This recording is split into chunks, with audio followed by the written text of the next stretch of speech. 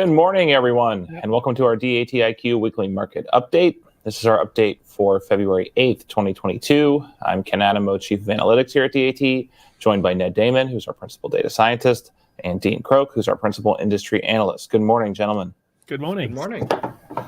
Is everyone prepared for Valentine's Day next week? Oh yeah, no, I got a reservation. We got a babysitter. Doing it up. Do you guys still have to sit outside there in Oregon, or is it indoor dining? No, it's outside. Nice. They've got these little heaters though, so it's cold, but it's not quite so bad. It's also Oregon, so it's like 50 degrees. You wear a jacket and you won't die. Nice. Dean and I are probably still digging out a little bit from the last weather event. And flooding. We've got ice flows flooding creeks and drains and basement flooding, all sorts. We've got lots of rain here today in New England, so now we've got the flooding side of the big snow melt to deal with. Yeah, that's a hot tip. Clean out your storm drains with the snow so that it doesn't flood. Exactly. All right, so with that, I'm going to move us into our key trends of the week so we can get things moving here. So spot market, at least for dry vans and reefers, easing back down a bit.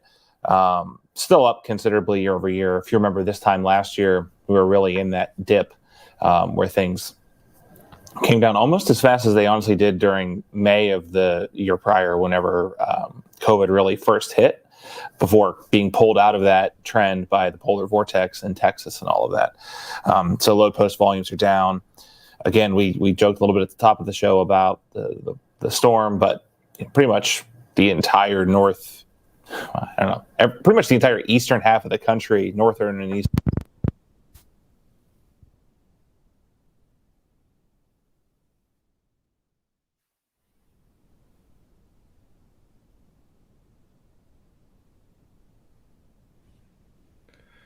Yeah, Ken has temporarily lost audio.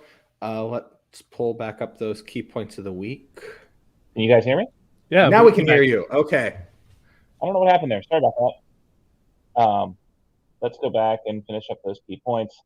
So it snowed, it's tornadoed, freezing, power outages, and all that happened.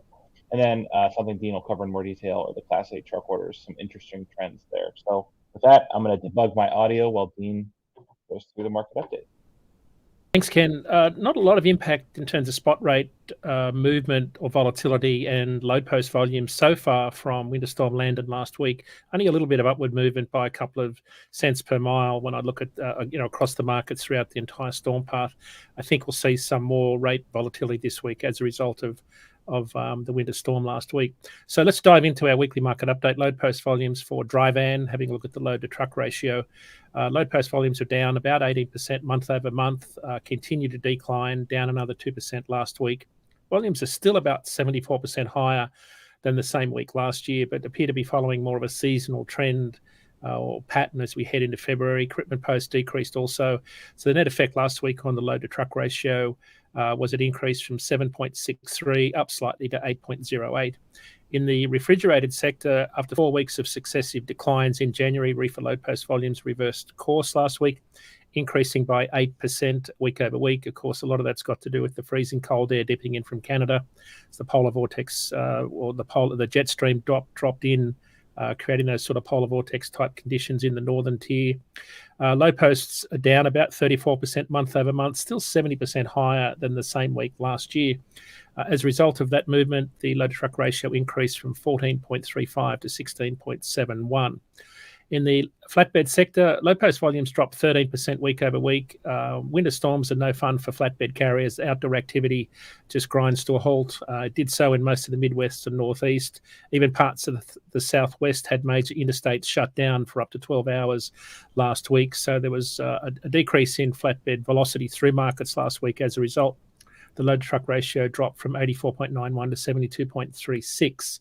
Having a look at our market conditions, this is the second week of the Canadian trucker protests.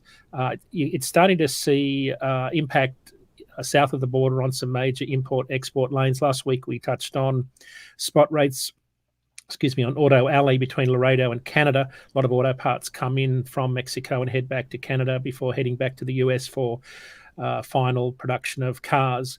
The rolling average 7-day rate on our rate view was 268 a mile for Laredo to Montreal. That's double the long-term average for all of 2021. Similar story, Laredo to Toronto. Rates were up 30 cents a mile last week, averaging just under $2. Now, for context on that lane, that's quite a busy lane for auto parts. Spot rates on this lane were only $1.39, excluding fuel, this time last year, and averaged $1.43 for all of 2021, making last week's spot rate 55 cents a mile higher than all of last year. So clearly there's some impact in terms of not as many trucks heading south across the border to load back north. Capacity was also noticeably tight in the smaller, lower Midwest market of North Platte, Nebraska, 18% increase in load posts. And after dropping for 3 weeks prior, spot rates jumped 19 cents a mile to an average of 246. Just wrapping up with the West Coast, container ships at anchor are up to about 19 days wait time, but the number's down to 84 as of yesterday. That's 5 fewer than Friday and 25 fewer than the record 109 on the 9th of January. So there is some decrease in the backlog, although the wait time is still high. Capacity on the truckload side continues to loosen again. Last week, West Coast market of Los Angeles spot rates are down for the 4th week in a row, now averaging $3.09. That's 33 cents a mile down in the last 4 weeks. Having a look at the refrigerated sector, reefer capacity was tight noticeably in El Paso last week. Rates are up 18 cents a mile to 263, while in the Northeast, spot rates are up 8 cents a mile to an average of 336 as a result of Winter Storm Landon closing a lot of major interstates. Allentown in particular, capacity was tight there. It's been tight for the last 3 weeks. Rates are up 33 cents a mile to an average of 345 for outbound loads. One of the busier lanes out of Allentown, it's a big warehouse market, is Allentown to Boston. Reefer rates hit a new 12-month high, averaging $6.33 a mile, excluding fuel last week. That's about $1.18 higher than the same time last year. And one of the lanes we've talked about a lot on the show in the last year is the lane from Los Angeles to Las Vegas. Spot rates are down 76 cents a mile from the 2021 peak of $6.35. So they're averaging $5.59 a mile now. That's still $1.70 a mile, or $74 a mile higher than the same week in 2021. But rates are certainly on the way down on that lane. It's been incredibly high for the best part of 6 months. And our IQ question of the week, we're going to talk a little bit about Valentine's Day and winter vegetables out of Miami. We'll talk more about that when we get to the latter part of the show. In flatbed, capacity was also tight in South Florida last week. Rates increased 10 cents a mile to an average of 223 in Miami and Lakeland. Miami is typically the larger of the two markets when it comes to flatbed volumes. Rates are up 28 cents a mile to an average of 269 last week. And in the lumber-intensive Pacific Northwest markets of Portland and Medford, rates jumped 46 cents a mile last week to an average of 316. That's excluding fuel. Loads from Medford, the larger of the two markets, edged over $4 a mile last week to $4.05 to all destinations. For context, that's about 50 cents a mile higher than the January average and $1.61 a mile higher than this time last year. Capacity was pretty tight in the Ohio Valley, out where Ken lives. Spot rates increased 30 cents a mile last week to $3.81. And in the number one flatbed steel producing market in Gary, Indiana, flatbed tightened this week after being fairly loose for most of January. Rates are up 50 cents a mile to an average of $4.02. Wrapping up our weekly update with our year-over-year look at spot rates. Spot market capacity continues to loosen slowly. More seasonality. Rates were down 1 cent per mile in dry van last week. They've only decreased 2 cents a mile in the last month, but remain about 69 cents a mile higher compared to the same week in 2021. Last week's average ended at $2.72 per mile. Also looked at the average for January, or week 5 in particular, going back over the last 5 to 6 years. Last week's average rate is about $1.14 a mile higher than the week 5 average for all 5 prior years. And in refrigerated, rates dropped another 4 cents per mile last week. That's down 8 cents a mile in the last 2 weeks. The national average is sitting just over $3 at $3.07, excluding fuel, still 82 cents a mile higher than the same period last year, and $1.22 per mile higher for week 5 compared to the prior 5 years at the same time. And lastly, in flatbed, spot rates continue their trend of being up and down a penny per mile each week. Last week, they dropped a penny per mile, ended the week at $2.65 per mile. The national average is still 46 cents a mile higher compared to the same week last year, and about 75 cents a mile higher than the same week in 2018. So that's it for this week's market update. If you'd like to find out more about what's happening in freight, go to dat.com/market update and download our long form weekly report. Over to you, Ned, for the short-term forecast. All right, we're going to be starting with dry van. You can see in the blue the market rates observed by DAT, and then off to the right you can see our forecasting models.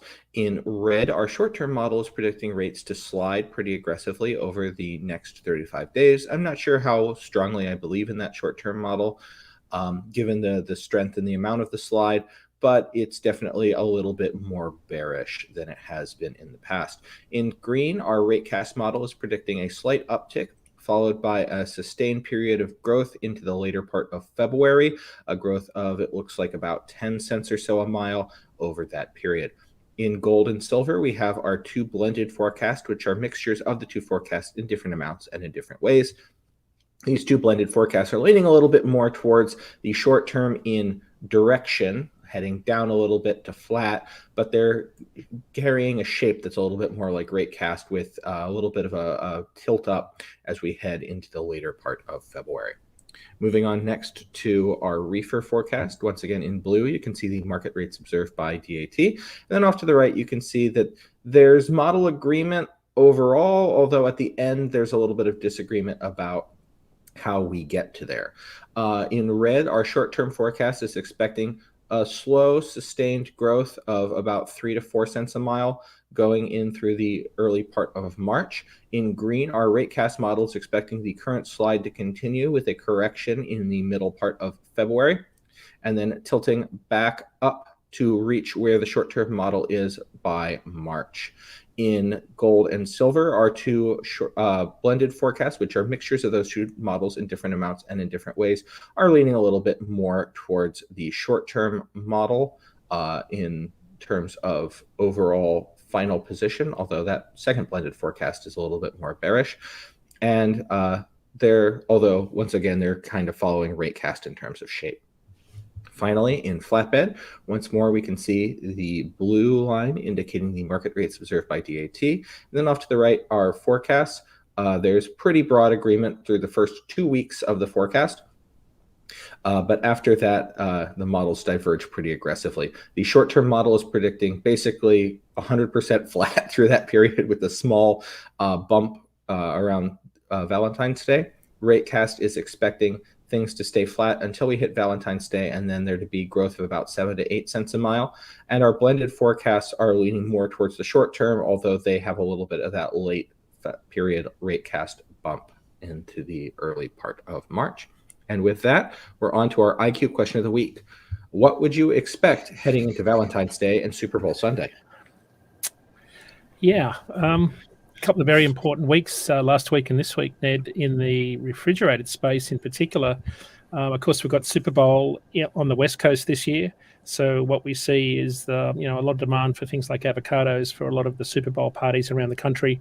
What we see when the Super Bowl is on the West Coast, we see a shift in import volumes of avocados, for example, through Nogales, as opposed to Laredo and far Texas in the McAllen market. So normally about 81% of our domestic avocados come from Mexico, 9% from California. So you see, and California's avocados aren't quite online yet. So a lot of the Super Bowl activity in terms of specific products like avocados comes through, about 80% comes through Laredo in Texas. It's about half the distance from where avocados are grown in the area just west of Mexico City. Most of Mexico's avocados are grown there, so it's about double the distance from, say, Mexico City to Laredo as it is from Mexico to Nogales. So for a lot of the East Coast markets, we see a lot of avocados cross in that particular market. So what we're seeing this week, of course, is tight capacity in the refrigerated sector across the southern border in particular, a little bit more so in Nogales as a result of the shift in volume for that particular fruit. And of course, that Super Bowl is the day before Valentine's Day. A lot of volume comes through Miami. For those that don't know, a lot of the roses and carnations come from countries like Colombia and Ecuador. Imported flowers follow a north-south or south-to-north pattern. So, for example, fresh-cut flowers in Europe arrive from North Africa, mainly Kenya, so they travel north. to Europe. In our country, flowers travel from South America north to our market here. The closest port is Miami. A lot of that volume hits Miami, has been very busy last week and this week. To compensate for a lot of the volume and the multi-stop loads that truck drivers generally don't like, because a lot of the floral loads are unloaded in places that don't even have docks. A lot of the larger carriers have already imposed temporary 20% holiday surcharges on flowers shipped out of Florida. And that went back as far as January 19 and will extend through to this week. So lots of demand. We're seeing rates up. The interesting thing here, just before we sort of jump into the discussion, guys, spot rates out of Miami are starting off the year 54 cents a mile higher compared to this time last year. And what this movement signals around Valentine's Day is this upward trend in spot rates right through to peak produce season in May out of Florida. So we're always starting off from a much higher level. Rates look like they'll continue to go much higher, but it's pretty busy times for both contract and spot carriers this week in Miami in particular. I mean, it's interesting to think of Miami and Florida in general as an export market, because normally when I do my analysis, it's just a trap. I mean, right. a trap is the wrong term, but like you get in and then it's hard to get out. Right. It's the hotel. The old Admiral Akbar paradigm. Yeah, it's interesting. So I guess the more important question is Bengals or Rams? Oof. I mean, I don't have a dog in this fight. I still try to get over Tom Brady retiring. Oh, that's right. Yeah. I'll go on record. I think the Rams will win by at least a touchdown. We'll have to see what happens. Right. I mean, it's interesting. I think something with like the stadium was behind schedule or whatever, the new LA SoFi Stadium. So they actually flipped the Tampa LA host years. So that allowed the Buccaneers to host in their home city last year and the Rams to host this year. It was supposed to be flip-flopped. I think that's interesting. I can only imagine trying to get all of the stuff.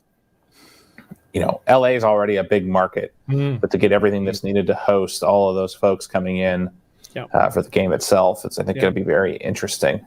Yeah. They had the very first Super Bowl way back in 1967, according to my research. So I think this will make it about the third time they've had the Super Bowl in Los Angeles. So it'll be quite a busy week there for sure. Mm-hmm. Yeah, I mean, I can't remember the last time we had Super Bowl on Sunday and Valentine's on a Monday. That's got to be rather rare, I would guess. Yep. A lot of extra makeup flowers and chocolates for having too many beers and chicken wings at the game, perhaps. Right. I mean, it's an interesting landscape, right? I mean, we haven't been at this point from a rate perspective entering into these two kind of landmark events in recent history, if ever. Yeah. So it's going to be really interesting to track as we sort of. The good news is, at least for most of the Midwest and Northeast, we're pretty clear for the next 10 days weather-wise. Right. Yeah, I mean, Miami, the Florida markets of Lakeland and Miami kind of, signal the start of our produce season. Even though the volumes are smaller, we get a lot of our winter vegetables from there. So by the time we get into April, we're into southern Georgia produce season, and then we're really firing in those sort of the southern tier of the country. So I think the fact that we're already 54 cents a mile higher compared to this time last year, looks like we're in a pretty steep upward trend that'll end much higher than the where we ended. I think it was a 289 last year average out of the Miami market. I think we'll end up much higher than that this year. But capacity is the challenge, right? You've got to have dedicated freight in so you get the loads out. That's what scares a lot of carriers off, is heading too far south without committed freight coming north. And definition of a head haul back haul imbalance. Right. Yeah. Right. You want to hit us with some listener questions there, Ned? If you have any questions, feel free to drop them in the chat below. We'll try to get to those. We're trying to make a little bit of a quick show today. We have a couple commitments here coming up. Isaac Dibb asks, good morning, gents. Looking for the best reefer lanes for the next week or two. Not sure how much longer the Pacific Northwest or Yuma will last. Yeah, I just, while we were chatting, I looked at all the rates out of Yuma, Arizona. They're certainly on the downslide in the last 7 days. So they've been pretty strong during the winter produce season. I'm not sure how much frosts have affected volumes out of there. but they're certainly on the downslope when I look at loads from Yuma to Arizona, Seattle, New York City, even to Lakeland. So that season might be winding down, or certainly there's plenty of capacity. But I think, Isaac, the lanes in the next week or two will be some of those seasonal lanes in those southern tier produce markets that we just covered, especially in Miami. Gary Bates asked, do you think flatbed rates go up when the U.S. infrastructure spending gets to the carrier level? I think probably to some extent, but it's going to be really muted. Like, I mean, this is one person's take, but a lot of these infrastructure projects take a lot longer to get started than they should, in my opinion. And the effects get kind of spread out, so you don't get like a kind of a pow of spending that would really disrupt markets. Again, this is just me, but yeah, you beat me to the punch. I mean, it really depends on how much of the infrastructure bill actually gets spent on infrastructure. Yeah, I mean, I'm sure that there's money earmarked for like training carrier pigeons and all the pork that goes into some of these bills. I'm curious to see how much actually. I thought it was pretty ironic. I don't know if it was since we did the last show or not, but I think most folks know I'm from Pittsburgh. And this isn't a political statement. It was just a funny coincidence. Funny because no one was injured. At least I don't think anyone was injured. But President Biden was scheduled to go to Pittsburgh to talk about the infrastructure bill. And the day he was scheduled to go, a pretty major bridge collapsed. A pretty major bridge that people knew was in a bad state of disrepair. Yeah.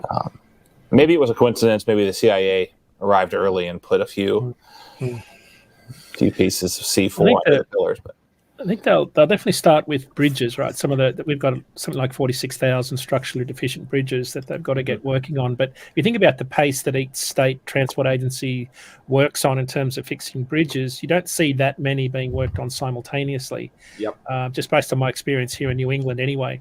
So if you think about I-beams and plate steel and concrete, like there's not a whole lot of volume that goes into each particular bridge, unless of course you're building something across the Hudson River like they've been doing down in Tarrytown for the last few years. So I just think you won't see massive surges in volume as they work through the infrastructure project. You'll probably see a lot more impact, I think, in the petrochemical industry where they're making things like asphalt, the bulk industry in terms of gravel and sand, and of course ready mix concrete. Yeah. If something's going to impact rates strongly, it needs to be like a big distorting punch of stuff. Just increased demand over a lot of markets is better than nothing, but it's not going to move the rate needle, in my opinion. Yeah. So, I mean, I think the bigger impact on flatbeds is going to be, the thing you should be watching is interest rates, because one of the big points of the year where flatbeds tend to take off is when home building and heavy construction and commercial projects start in the spring. Right. And I mean, I just checked in my area of the country, mortgage interest rates for a 30-year fixed are up about 75 basis points in the last month and a half. That's a lot.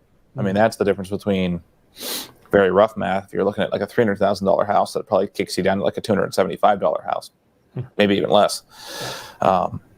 Interest rates they were at near historic lows, and as they start to climb up, that's less house you can afford unless you're paying in cash. Yeah, I know if memory serves, the Fed said it was going to do 3 rounds of tightening or something like that. Yes. Yeah. So, yeah, I expect that to be sustained downward pressure on flatbed for the near future once that happens. Yeah, I mean, it's downward pressure on pretty much anything that we've talked about this on the show. Any large durable purchase or real kind of capital purchases that require financing, it's going to put some serious headwinds in that regard. So we'll have to see. I mean, it all depends. I mean, I don't think we've had to quell inflation like this since the 80s. So if it's a short and sweet rate spike over a 12 to 18 month period and then things go back to kind of normal, probably no love lost. But if we seem to be entering into a prolonged period where interest rates are even 5 to 7%, coming off 2 decades of 2.5 to 3.5, 4%.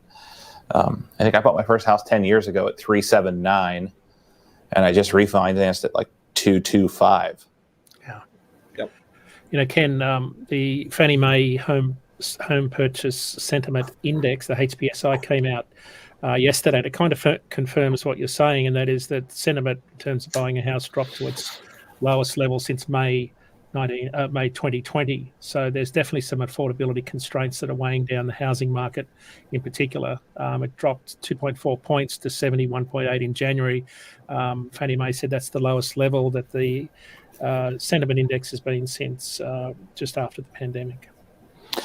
Yeah, I'm not an economist, but so I'll explain it in the way that I understand it. Money can get stuck is what ends up happening here, right? Because what tends to happen is you think, okay, well, I need a house. So I'll buy less house and I'll just plan to refinance. Well, okay, so I pay all the money in closing costs, I pay all the fees, I pay everything, and I pay, let's just say 2 to 3 years of my mortgage. So in those 2 to 3 years, I've lost ground because I paid a realtor, I pay all these closing costs and fees. Then I go to refinance and I either roll those fees up into the APR or I pay them. So I've essentially lost ground over a 3-year period. That money was effectively stuck. And it's just a harsh reality of what's probably coming down the pike. Because if not, right, if these interest rates don't come up, I think you're just going to, the economy will start to crumble under this pressure of inflation. Right. Because it's very real. And we've been talking about it since it was just starting to inch up. And now it's to a point where, half a basket of groceries are costing you $150 in Ohio. There's a problem. Right. So, again, truck brakes are tied to inflation, truck service tied to inflation, the truck itself subject to inflation, the interest rate on your truck payment is subject to inflation, insurance indirectly but still directionally is impacted by inflation. So it'll be interesting to see what happens here over the next 12 to 18 months, really. Yeah, I had a look at the operating costs of a single truck running 100,000 miles yesterday. I adjusted it for inflation, or the increase in operating costs over the last year, and put in average spot rates as they are today, and the average cost of diesel at $3.85. Fuel as a percentage of revenue is still at 25%.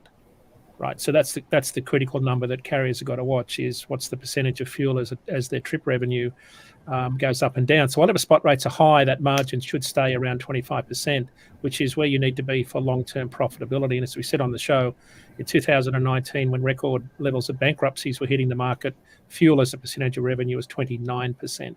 It's one of the major catalysts in the spot market, in particular for carriers that aren't getting full recovery on the fuel surcharge. Yeah, diesel was up like a dime week over week. Yeah. It's just kind of wild what's happening. I don't know. We haven't seen anything like this. I haven't, not in my lifetime. So I don't know what, it's been since the early 80s that it was like 82 to 84. We saw like that pronounced period of inflation. So again, it's impacting everything. Diesel, something to keep an eye on. That 10-cent jump, assuming 6.5 miles per gallon and $1.25 peg, that's almost $0.015 of fuel impact in 1 week per mile. Yep. That's a lot. We tend to look at these things like compounded over weeks and months and quarters, but to move that much in a week is something to keep your eyes on. Yep. Especially spot market carriers in particular. So we will see. Anything else, Ned? I can't. The way my screen's tilted, I can't really see. No more questions for right now. I really like Gary's questions every week. Keep those coming, Gary. They're always really thought-provoking. Yeah. So just to wrap up, Dean, since we have some time, do you want to talk where you're going to be appearing? Yeah, on Rates and Lanes tonight with Chuck Snow. We had on our show a couple of weeks ago, CEO of Traffic's Enrico Mohammed. Be on at 7 p.m. Eastern tonight on Blog Talk Radio, and also on Radio Nemo this week at 8 a.m. Eastern with Jimmy Mack on Sirius XM channel 146, aka the Road Dog channel. All right. Cool. So, and I'll plug. We have a few guests coming up. We have lined up. I don't want to misquote the dates, but I know the next guest we have coming on is Omar Singh, who is the president and CEO. I think that's his title. He runs Surge Transportation. Let's just put it that way. He's the boss. They have a really interesting business model, so we're excited to have him on to talk through kind of how their business is structured and how they've been able to find success. And then we'll have Nicole Glenn coming on, I think either later this month or early next month, March 1st, perhaps, whenever that falls. She's a Candor expedite, has a history at K&L, so that'll be a really fun conversation as well. You've been asking to have an expert on to talk about smaller equipment, expedite, sprinter vans, cargo vans, straight trucks, so that'll be a really great conversation as well. Anything else, Ned? Am I missing anything? Our producers are signaling that there's some kind of a listener survey to look out for. They asked us to mention a listener survey, so I'm mentioning a listener survey. Mentioned, yeah.